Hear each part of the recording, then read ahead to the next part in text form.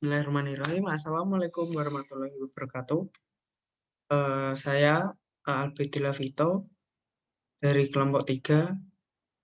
Di sini saya akan menyampaikan beberapa materi dari LKMMD atau LKMM Dasar UMY.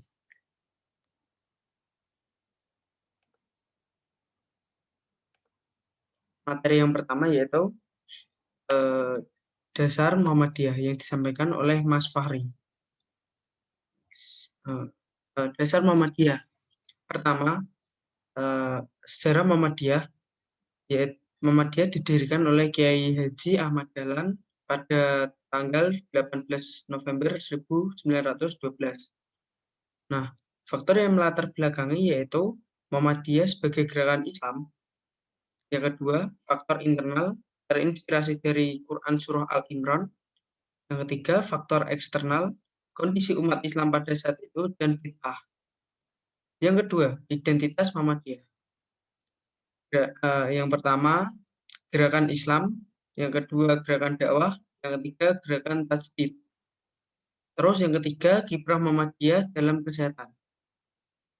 Muhammadiyah memiliki model pendirian layanan kesehatan kaum santri, memiliki 228 klinik dan 107 rumah sakit, 12 juta pasien dan 1,7 juta tenaga kesehatan. Lanjut materi yang kedua, komunikasi efektif atau organization or leadership yang disampaikan oleh Mas Reza. Nah, inovators adalah ketika proyek baru berjalan, ada beberapa orang yang tertarik, lalu setelah berjalan waktu akan bertambah dan berkembang. Jangan lupa untuk selalu menekankan pada noble purpose, yaitu tujuan mulia. Karena itu sebagai dasar utama dalam menjalankan ide yang telah digagas atau dibentuk sehingga lancar dan tidak berhenti di tengah jalan. Karena beberapa orang sering kali terfokus hanya pada timeline, konsep, dan cara kerja saja. Ketika menjadi seorang pemimpin atau membahas suatu permasalahan, ide gagasan agar tercipta suatu komunikasi yang efektif dan tidak membuang waktu. Jangan lupa untuk menggunakan metode why, how, dan what. Karena biasanya terbalik sehingga perlu diubah dari kata why atau kenapa ide tersebut ada, apa alasannya.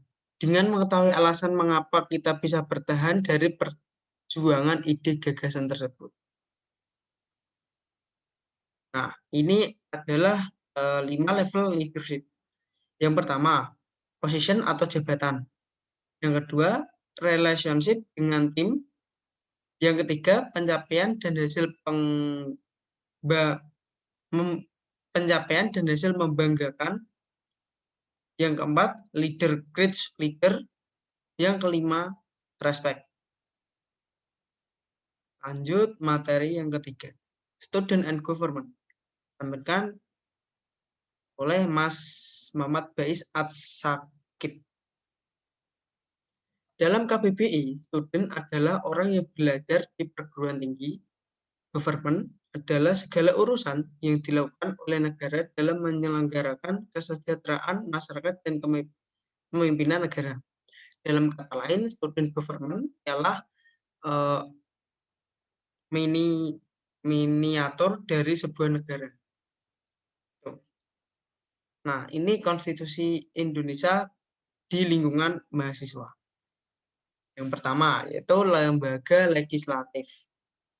Senat mahasiswa memegang kekuasaan legislatif dalam sistem organisasi kemahasiswaan. Fungsi SN, fungsi legislasi, fungsi anggaran, dan fungsi pengawasan. Hak SM adalah hak interpelasi, hak angket, dan hak menyatakan pendapat. Yang kedua adalah lembaga yudikatif. Mahkamah mahasiswa memegang kekuasaan yudikatif dalam sistem kemahasiswaan. Lanjut yang ketiga yaitu lembaga eksekutif. Lembaga eksekutif yaitu kontribusi organisasi kemahasiswaan garis besar, haluan kerja rencana, strategis, visi, misi, arahan strategis, indikator, broker, dan anggaran.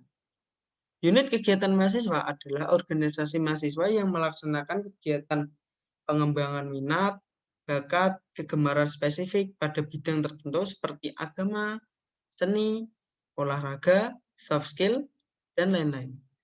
Peran mahasiswa sebagai generasi berpendidikan memiliki peran sebagai iron stock, agent of change, dan social control guna membangun negeri dalam segala aspek.